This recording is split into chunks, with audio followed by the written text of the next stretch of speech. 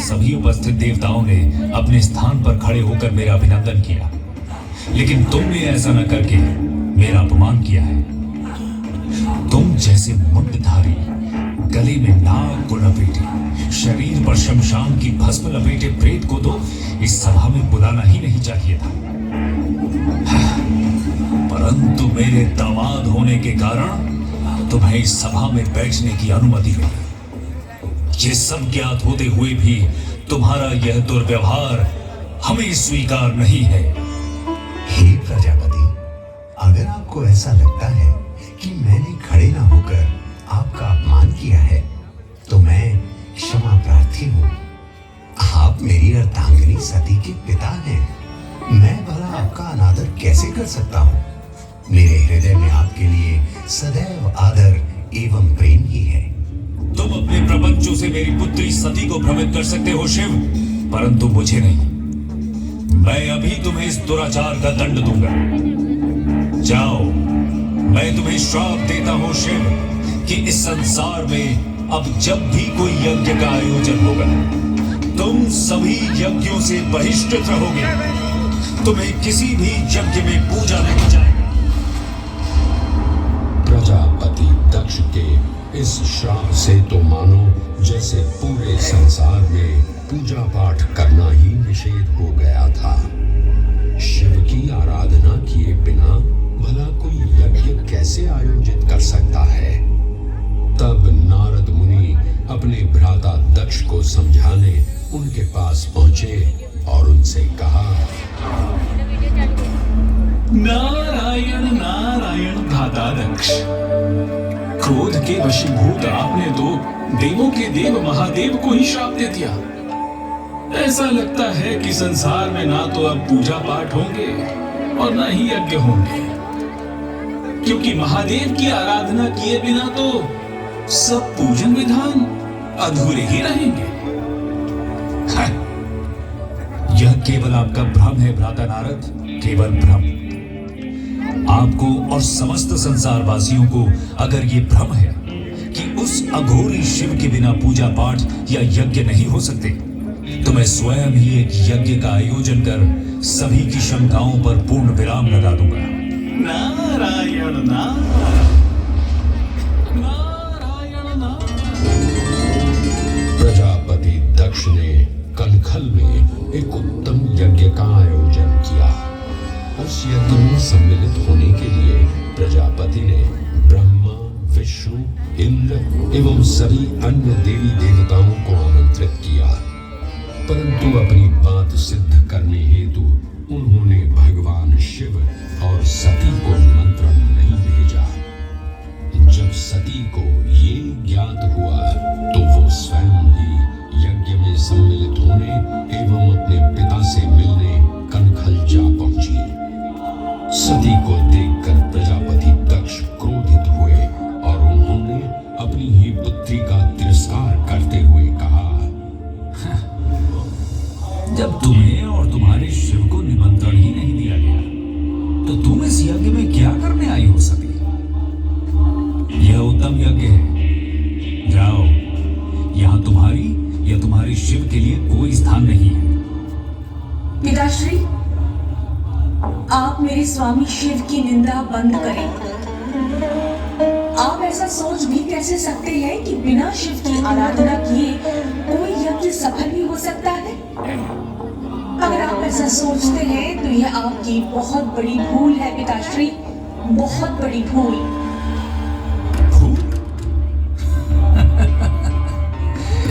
कैसी भूल? इस यज्ञ में जिन देवताओं को उपस्थित होना चाहिए था, वे सभी यहाँ उपस्थित हैं।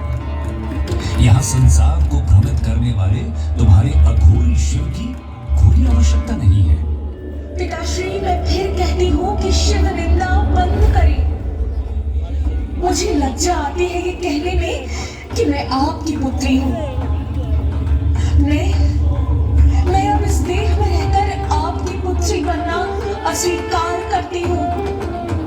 मैं अभी इस अग्निकुंड में कूदकर अपनी देह का त्याग करती हूँ।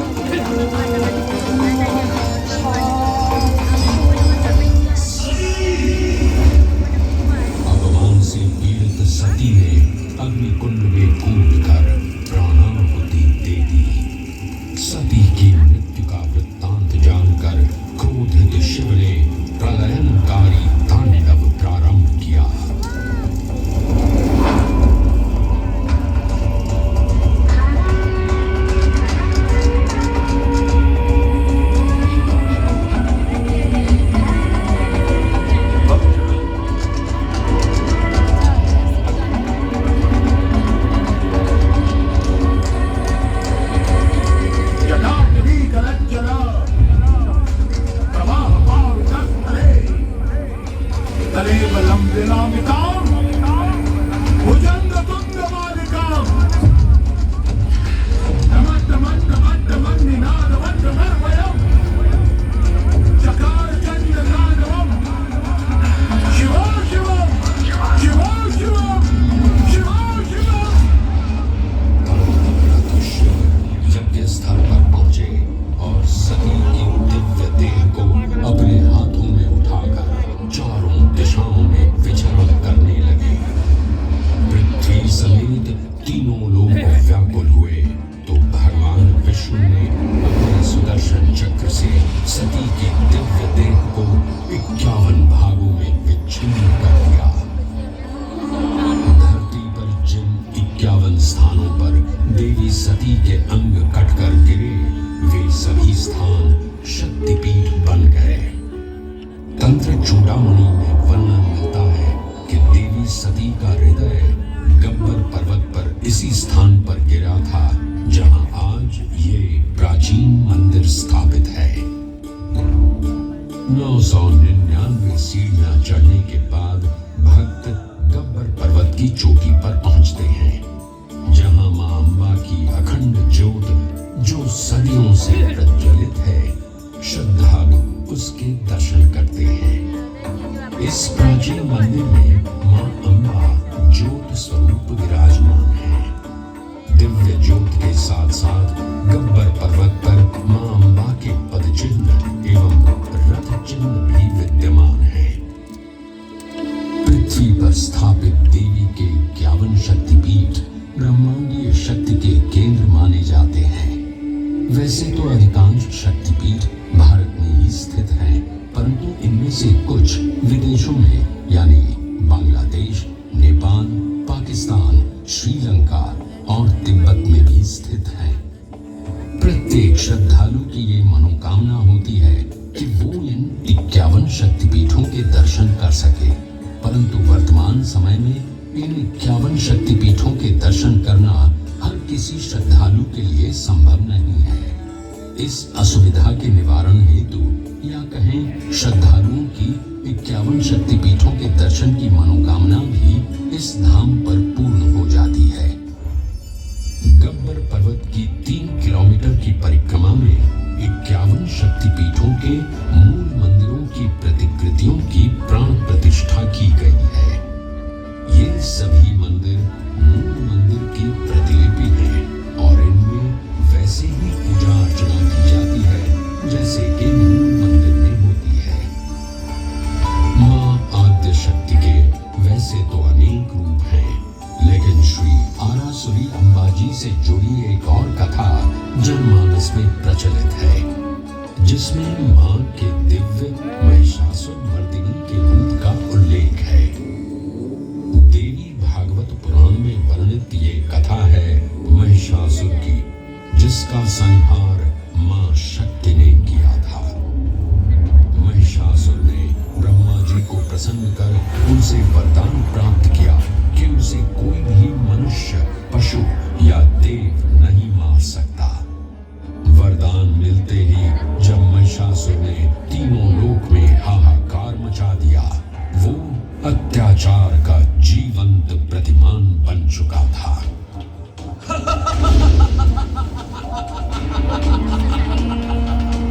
मेरी शक्तियों के समक्ष अब कोई भी देवता या मनुष्य मुझे परास्त नहीं कर सकता।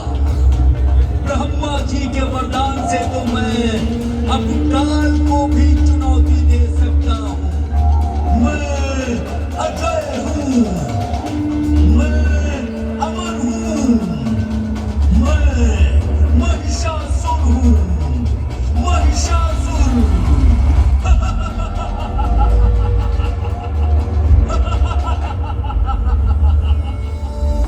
महिषासुर के आतंक को रोकने के लिए भगवान ब्रह्मा, विष्णु और महेश ने सर्वोच्च मूल ब्रह्मांडीय शक्ति महादेवी आद्य शक्ति की पूजा की, जिससे देवी शक्ति ने 10 हाथों सहित देवी दुर्गा का सुंदर रूप धारण किया। लगातार 9 दिन और रात तक चले इस युद्ध के अंत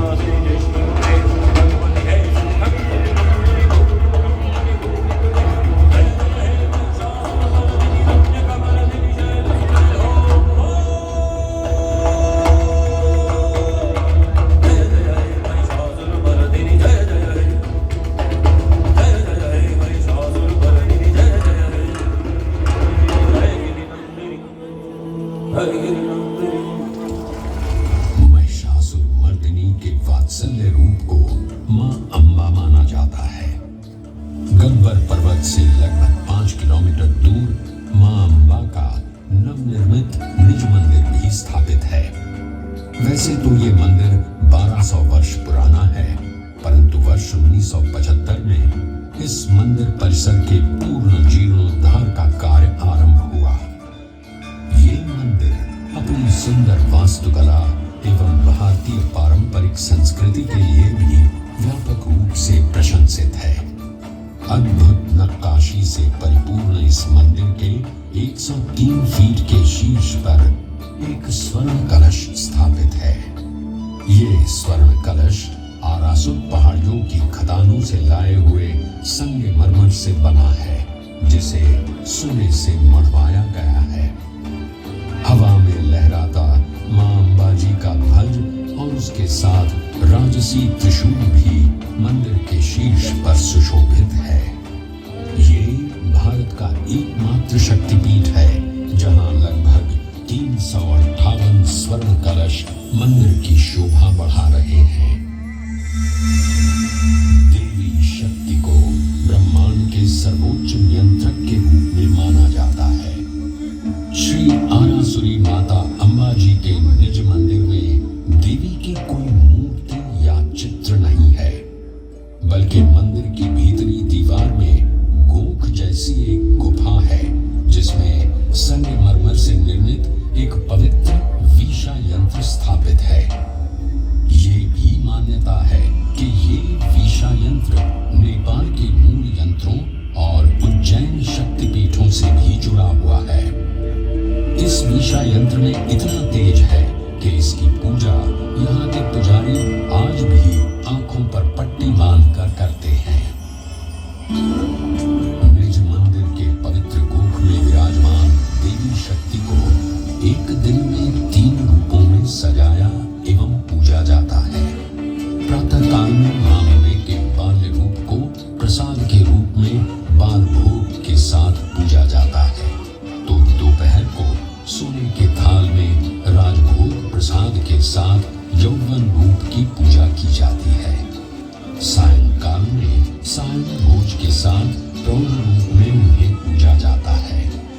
मुख्य मंदिर में स्थापित मां अम्बा की चांदी की पादुका हो या मां के गोख के ठीक सामने देवी के पवित्र सिंह की मूर्ति हो, भक्त श्रद्धा भाव से अपना शीश झुकाते हैं। श्रद्धालु मां के शेर को कंकु पूजा करके पूजते हैं। इसी निज मंदिर के सामने चाचर चौक है, जहां एक अखंड ज्योत आज भी प्रज्वलित है। पौराणिक कथा के अनुसार इस अखंड ज्योत को मां अम्बा के भक्त अखेराज ने प्रज्वलित किया था। हर युग में मां अम्बा ने अपने भक्तों का उद्धार किया है और उन भक्तों में मर्यादा पुरुषोत्तम प्रभु श्री राम का नाम भी आता है। त्रेता युग में घटित ये किंवदंती आज भी यहाँ सुनाई पड़ती है। माना जाता है कि सीता माता की खोज करते हुए भगवान श्री राम और लक्ष्मण अरबुदा के जंगलों में आए थे। यहाँ उनकी भेंट ऋषि श्रृंगी से हुई। ऋषि श्रृंगी ने ही श्री राम को देवी शक्ति की आराधना करने के लिए प्रेरित किया।